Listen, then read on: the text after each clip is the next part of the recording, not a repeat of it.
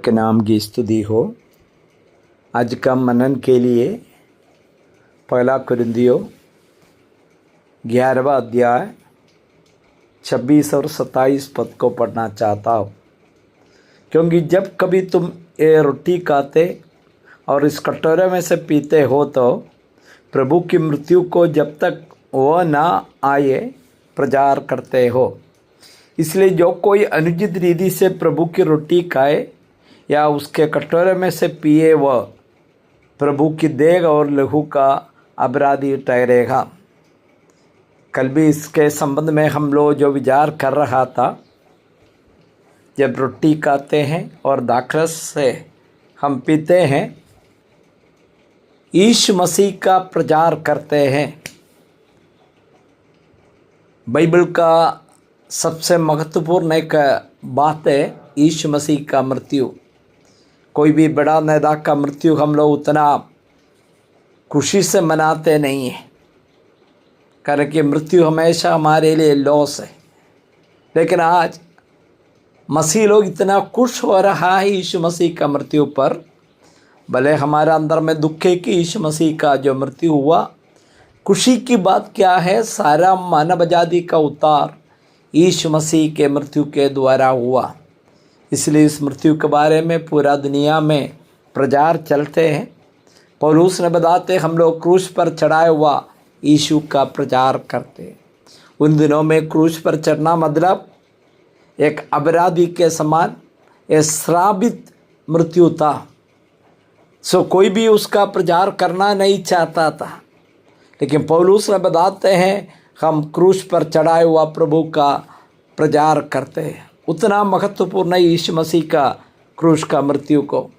इसके बाद हम लोग देख लिया, जब तक वह ना आए, कब तक के प्रचार यीशु मसीह दोबारा आएगा, वही बाइबल स्पष्ट बताता है।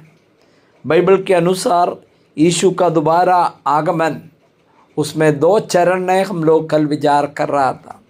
पहला बात है, जो लोग यीशु मसीह पर विश्वास किए उसको ले जाने के लिए। प्यारे भाइयों बहनों, बहुत महत्वपूर्ण विषय है। आज कलीसिया इसी के इंतजार में है। जो पाप में जन्म लिया हुआ मनुष्य, पाप में जीवन बिताने वाला मनुष्य और नरक में अनंत काल का सजा भोगने वाला मनुष्य को बचाने के लिए प्रभु ने हमारा जैसे रूप धारण करके आया। हम जो पाप का प्रायश्चित लेने के लिए अयोग्य था, यीशु ने हमारा पापों को अपने ऊपर लेकर हम मरने के जगह पर अपना जान दे दिया, अपना खून बहाया। ये बातों को कई बार हम लोग विचार किया। अभी प्रभु ने बता रहे हम स्वर्ग में हैं, जल्दी आने वाला है। जो यूहन्ना रचित सुसमाचार इसका 14वां अध्याय में यीशु ने बताया, आपका दिल व्याकुल ना होना, मुझ पर विश्वास करना, पिता परमेश्वर पर विश्वास करना। इसके बाद बताया, मेरे पिता के घर में बहुत सा रहने का जगह है, मैं जाकर तैयार करके आपको ले जाएंगे जहाँ मैं रहूँगा। वही एक धन्य आशा हमारे पास में है। पहला यूहन्ना इसका तीसरा अध्याय का 1-2 पदों में हम लोग पढ़ते हैं, परमेश्वर ने कितने महान प्रेम किया ताकि हम परमेश्वर का संतान कहलाए। और दुनिया आज हमें समझते नहीं है, लेकिन जब प्रभु आएगा हम उसके समान बन जाएंगे। वही एक धन्य आशा है। और इस पगला आगमन के लिए हम लोग इंतजार कर रहा। कोई भी व्यक्ति, मेरा संदेश सुनने वाला, इस आगमन से दूर नहीं रहना। प्रकाशित वाक्यों किताब 1:7 में बताता है, देखो वह बादलों के साथ आने वाला है, हर एक आंख उसे देखेंगे, वरन जिन्होंने उसे बीधा था वे भी उसे देखेंगे, और पृथ्वी के सारे कुल उसके कारण छाती पीटेंगे। यह प्रभु यीशु मसीह का पहला चरण नहीं है। यीशु मसीह का आगमन 2 चरण है। पहला, वो बादलों पर आएंगे, दुनिया को किसी को पता नहीं चलेगा, और विश्वासियों को लेके जाएंगे। इसके बाद विश्वास 7 साल प्रभु के साथ स्वर्ग में है। इसके बाद उनका महिमामय प्रवेश होता है। यहूदी लोग उस दिन यीशु को देखेंगे, जो यीशु को उन लोग क्रूस पर चढ़ाया था, उसका हाथ, उसका पंजर सब देखेंगे और उन लोग छाती पीट कर रोएंगे कि जिनको हमने क्रूस पर चढ़ाया वही यीशु है।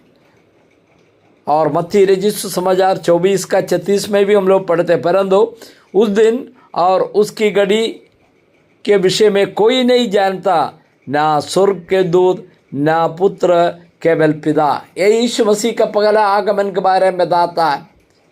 कभी शंका आए कब यीशु मसीह को भी जानते नहीं है। प्रभु परमेश्वर होने के नाते, सर्वज्ञानी होने के नाते सब कुछ जानता, लेकिन इस दुनिया में पिता का अधीनता में आ गया, इसलिए ये बात पिता अपने पास रखा है, इसलिए वो यीशु मसीह वो प्रकट करना नहीं चाहता। इसलिए यीशु मसीह का दोबारा आगमन जो बादलों पर कब होगा किसी को मालूम नहीं, लेकिन हमको उसके लिए तैयार में रहना है। जो प्रेरितों का काम 1:11 में है, गलीलियो तुम क्यों खड़े आकाश की ओर देखते रहते हैं? यही यीशु जो तुम्हारे पास स्वर्ग पर उठा लिया गया, जिस रीति से तुमने उसे स्वर्ग में जाते देखा है, उसी रीति से वह फिर आएगा। यही धन्य आशा है। सुनने वाला सबको प्रभु आशीष दे। प्रभु के नाम की स्तुति हो। आमीन।